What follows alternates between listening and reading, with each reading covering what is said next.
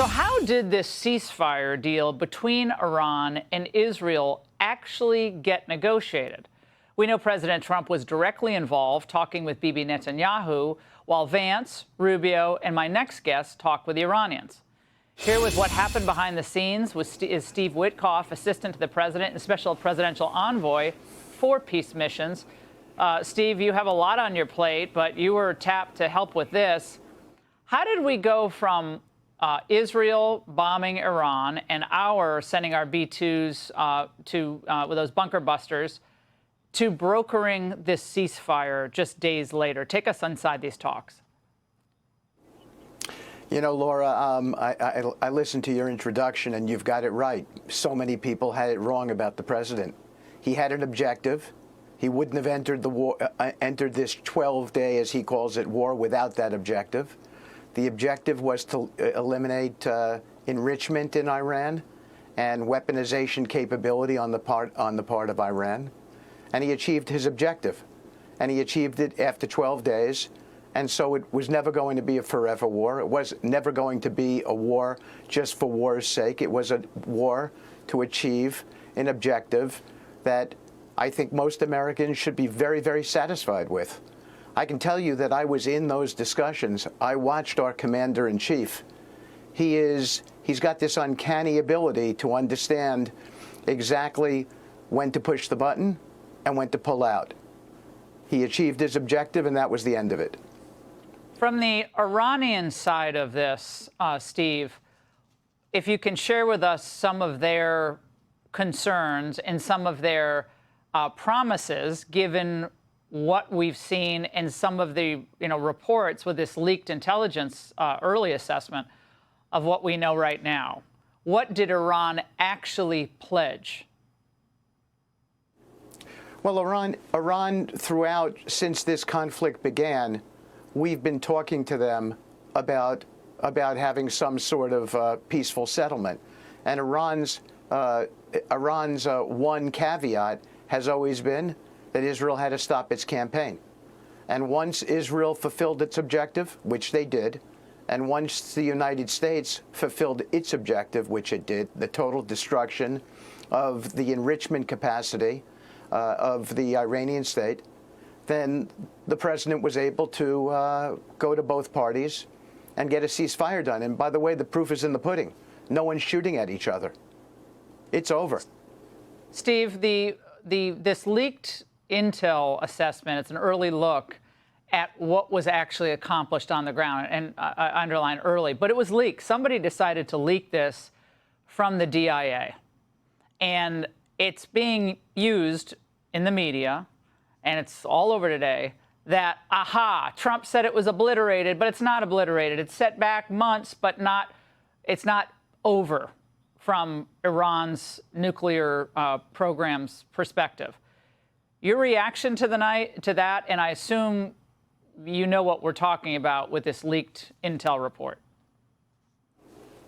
Well, it goes without saying that leaking that type of information, whatever the information, whatever side it comes out on, is outrageous. It's treasonous. So it ought to be investigated, and whoever did it, whoever's responsible for it, should be held accountable.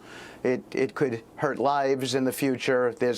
Leaking is a completely unacceptable thing. But let me give you, because I've read all the damage assessment reports from not just our government, but from other governments. And I'm not going to get into anything that's top secret, but let me tell you for sure what happened here. There are three distinct facilities in Iran that we were concerned with. Isfahan, which is a conversion facility. You cannot weaponize unless you have what's called the conversion process at the beginning of enrichment, and then a conversion process to metallicize the material at the end of enrichment. That conversion facility, which, as far as we know, is the only facility in Iran that can do this, was completely destroyed at Isfahan. It's above ground. It was hit with a 30,000-pound bunker buster, and it could not survive that hit. So they have no conversion opportunity, and that means they cannot weaponize, even if they've enriched to 90%. Then there are two other nuclear reactors in Natanz, one above ground and one below ground. The below ground one, we know we eviscerated, and the above ground one, which had been hit by the Israelis and had been substantially damaged, we put another bomb on top of it just to make sure that it was eviscerated, and we know for a fact it was. Fordo is the last enrichment reactor that was operating there, and we put 12 bunker buster bombs on Fordo. There's no doubt that it breached the canopy. There's no doubt that it was well within reach of the depth that these bunker buster bombs go to, and there's no doubt that it was obliterated. So the reporting out there that in some ways suggests that we did not achieve the objective is just completely preposterous. So your conclusion tonight, seeing what you've seen, is that Iran could not resume its nuclear enrichment program within a matter of months. It's not even conceivable. The destroying of the conversion facility, which not a lot of people are aware of, that stops the enrichment process in the beginning, and it's needed to finish the enrichment process. Once you get to 90%, you now must metallicize the material, shape it into a round ball, a round metallic ball. That round metallic ball goes into the bomb. Without conversion, you can't begin enrichment, and you can't end enrichment in a successful weaponization. That was taken out. Then on top of that, the nuclear reactors, again, as I said, 2 in Natanz, 1 in Fordo, all 3 of those had most, if not all, of the centrifuges damaged or destroyed in a way that it will be almost impossible for them to resurrect that program for, in my view, and in many other experts' views who have seen the raw data, it will take a period of years. Senator Mark Kelly joined a chorus of Democrat senators who expressed deep concern about what may not have gone right with this. Watch. Because of these, unconstitutional actions, we don't know where the uranium is. We don't know if we destroy these sites. And we don't know if the Iranians are going to race to the development of a nuclear weapon, and we wind up with a situation that's similar to what we're dealing with North Korea. Nobody wants that. I think the best way to deal with it now is if we can get back to the negotiating table. Talk about this. There was no plan here. There was no goals. Take it away, Steve. I listened to these things. Of course there was a plan here. There was an objective. The objective was eradicate nuclear enrichment capability, which we did. And even if there was nuclear material that was hidden, it was then to eradicate the conversion building, the conversion process that existed at Esfahan, which we did, which now rendered it absolutely impossible to weaponize. Well, he doesn't care about knowing no this, matter or what. I mean, they either don't care about the details. I presume he's a very smart individual. He would be able to comprehend those details, but they're not interested in the truth. They're interested in a political smear of this administration without any sense of, magnanimity or common sense. And I got to say, Americans are watching this tonight, and they just throw their hands up. They don't know. They don't even have a response to that. But I've got to ask you one question, because what comes next, Steve, to negotiate a deal with Iran, as this ceasefire we hope holds, what would that look like, given what you've concluded about this uranium enrichment and the overall program? Obviously, you have to get inspectors in there. How would that be different from previous efforts to hold Iran accountable through inspections?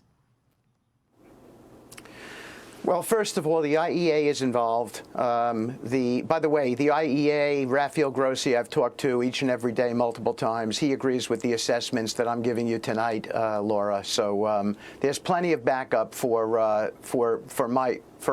the administration's opinion here. With regard to the Iranians, the president has said unequivocally that he wants to see, and he's hopeful for, a comprehensive peace agreement that goes beyond even the ceasefire. We're already talking to each other, not just directly, but also through interlocutors. I think that the conversations are promising. We're hopeful that we can have a long-term peace agreement that resurrects Iran, that brings it into the League of Nations, that creates long-term prosperity for Iran, and most importantly, allows for the GCC to grow economically. Eliminating this risk was crucial to the economic future and prosperity of the entire Gulf region. And we've achieved that. So I think now it's time for us to sit down with the Iranians and get to a comprehensive peace agreement. And I'm very confident that we're going to achieve that. Well, that's exciting. Steve, I have about 15 seconds. Will you allow any uranium enrichment in this deal? No. Oh, that's 15 seconds. Need it, Laura. Right. They don't need it. What they need, what they need is a civil non-enrichment program, just like Abu Dhabi has.